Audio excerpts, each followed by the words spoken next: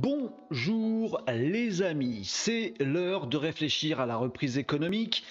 Quand est-ce qu'elle va avoir lieu? Quand est-ce qu'elle arrive? Est-ce qu'elle va arriver cette reprise économique? Il faut pas se gourer. Ce qui est sûr, c'est que les experts nous serinent depuis des mois en nous parlant de reprise soit en U, soit en V. Et ben les amis, je pense que tout ça c'est du bullshit. On veut nous faire croire que c'est trop compliqué, qu'il faut serrer les fesses, qu'il faut attendre de voir comment ça va se passer. Et ben moi je dis que non.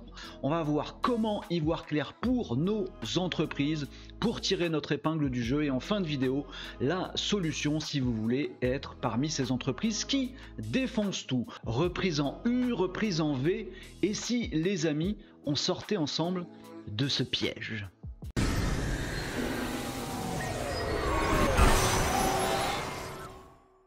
Les amis, je vais vous partager deux grandes idées pour que vous puissiez tirer votre épingle du jeu. Mais comprenez en préambule que il est vital pour une entreprise de se poser des questions, de ne pas se contenter d'écouter la radio ou de regarder la téloche. À longueur de bulletins d'information dans les médias, on nous dit qu'on ne sait pas. Parce qu'on ne peut pas savoir, parce que c'est impossible, parce qu'on n'a pas de boule de cristal, parce qu'on ne peut pas prédire l'avenir et donc restez devant la télé, attendez de voir ce qui se passe, on verra bien demain à quelle sauce on va être mangé. Et bah cette voie-là, les amis, c'est la seule voie qui vous garantit votre échec. Vous ne croyez pas une seconde ce truc qui vous dit comme on ne sait pas, alors restez calé dans votre fauteuil et attendez de voir ce qui va se passer. Non, c'est parce qu'on ne sait pas qu'on ne peut pas justement parler de U ou de V ou d'autres termes bullshit. Je vais vous expliquer ça tout de suite. Les amis, la première chose à comprendre, c'est que les journalistes, les économistes, les politiques que vous voyez à la téloche, ils ont une vue globale des choses. Ils ont une vue sur l'économie française, sur l'économie mondiale, sur l'économie d'un secteur. Mais en tout cas, ils ont une vue globale des choses. Et cette vue globale vous induit en erreur. Vous devez donc analyser les choses dans leur complexité. Vous n'êtes pas en train de faire des grandes généralités. Vous êtes en train de regarder ce qui se passe chez vous et pour vous. Et vous avez bien raison. Les amis, si vous êtes Charles Darwin, vous connaissez Charles Darwin, vous faites votre expédition aux Galapagos et vous commencez à réfléchir et étudier sur ce que vous avez vu. Et vous vous dites, oh, il y a une espèce d'oiseau magnifique, ce sont des pinsons. Charles Darwin, il a fait une grande découverte là-dessus, il a posé la théorie de l'évolution par rapport à cette observation en se rendant compte que sur chacune des îles des Galapagos, il y avait une espèce de pinson, la même espèce partout, mais avec des caractéristiques notamment de bec, différentes pour chaque île. En fait, il y avait des pinsons de toutes sortes sur une île, mais sur une île, il y a eu une sécheresse et pendant 2 ans, les graines, elles sont devenues super dures.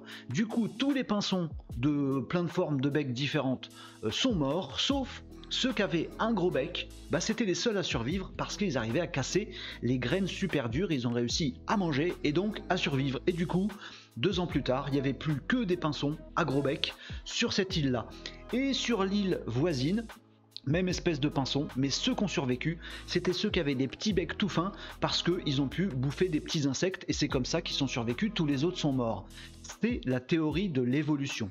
Quand on vous dit au niveau de la nation ou au niveau du globe, voilà comment va se faire la reprise économique, on vous trompe complètement. Voyez les choses dans le détail d'une île des Galapagos et dites-vous, moi dans mon marché, il se passe tel truc, je suis un libraire et donc la télé me dit que les librairies c'est mort et que la culture c'est pas prioritaire et que donc je peux mettre la clé sous la porte. Je me rends compte en fait que les Français ont consommé 20% de plus de produits culturels et notamment dans ma ville. Je me rends compte que les gens ne peuvent pas se déplacer en boutique mais en fait ils achètent davantage de choses. Je me rends compte que les jeunes sont à la maison et donc font découvrir des mangas à leurs parents. Mais si moi je m'adapte avec mon bec de pinson, et ben ma boutique je vais en faire un studio vidéo pour que je puisse partager des mangas à faire découvrir aux parents pour qu'ils passent un bon moment avec leurs enfants, et ben je suis un libraire qui réussit. C'est pas tous les libraires qui se plantent. Il y en a qui réussissent, il y en a qui réussissent pas. Théorie de l'évolution, il faut s'adapter. La reprise en U, c'est beaucoup trop long de l'attendre. La reprise en V, elle n'existe pas. Non, ça n'arrivera pas. Il n'y aura pas de U, il n'y aura pas de V, il y aura une reprise en K. Sur chaque marché très spécifique, il y a ceux qui vont se laisser bouffer en écoutant la télé et qui vont mourir, et il y a ceux qui vont se dire changement d'environnement, je dois m'adapter et je vais tirer mon épingle du jeu. Je vais d'autant plus tirer mon épingle du jeu que tous mes petits confrères, ils vont se planter. Reprise en cas darwinien, théorie de l'évolution, soyez de ceux qui survivent. C'est la première chose à comprendre.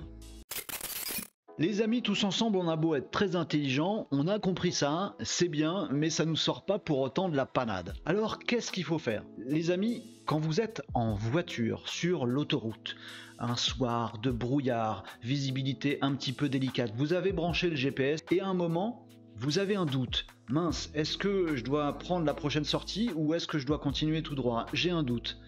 Instinctivement, les amis, vous ne pilez pas sur l'autoroute pour provoquer un immense carambolage.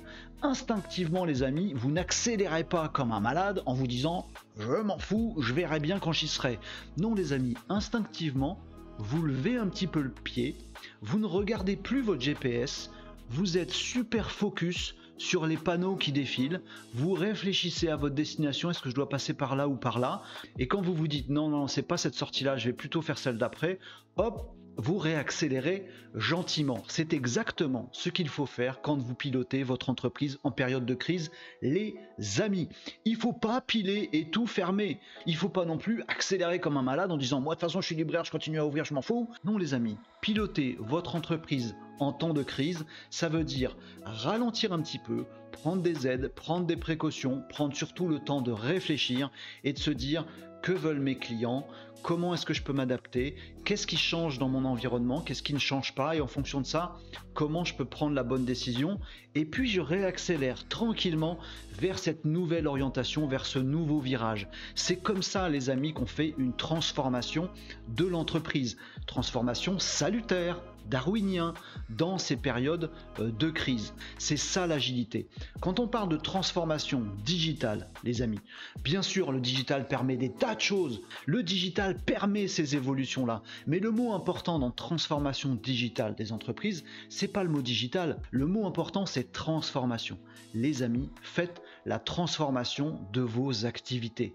Ça, c'est le bon côté de nos petits pinsons de notre ami Darwin.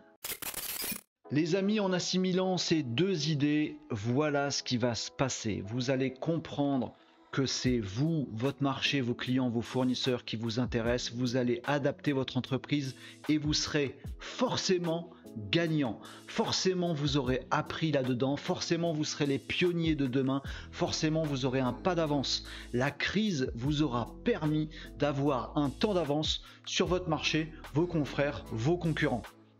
Attention les amis, si vous ne faites pas ça et si vous continuez à attendre ou si vous pilez ou si vous accélérez comme un fou alors que l'environnement est très darwinien, ce qui va se passer à coup sûr, c'est que vous allez y perdre. Soit vous devrez ramer comme un malade en sortie de crise pour rattraper vos confrères qui ont pris un temps d'avance, ça n'arrivera jamais.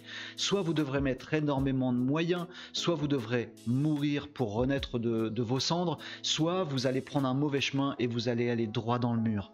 Les amis, c'est important de bien comprendre ces idées-là.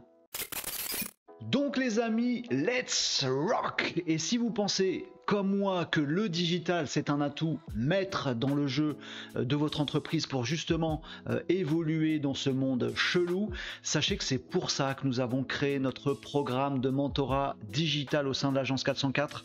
Je serai ravi de vous le faire découvrir, il est soutenu par la région, c'est un investissement très faible mais avec une valeur ajoutée monumentale. Des liens en commentaire sous cette vidéo pour prendre rendez-vous avec mes petits collègues ou moi-même si vous le souhaitez pour qu'on vous fasse découvrir ce programme qui est une clé pour que le digital soit un atout maître pour votre activité, votre entreprise. Bravo les amis d'avoir suivi ce sujet et de vous mettre en position d'être les champions de demain, de ceux qui vont tirer leur épingle du jeu et sortir renforcés de cette crise. Si vous avez aimé cette vidéo, soutenons-nous, abonnez-vous à ma chaîne YouTube, activez la petite cloche, mettez un pouce en l'air, partageons ensemble des commentaires. Let's rock! Je vous dis à bientôt les amis.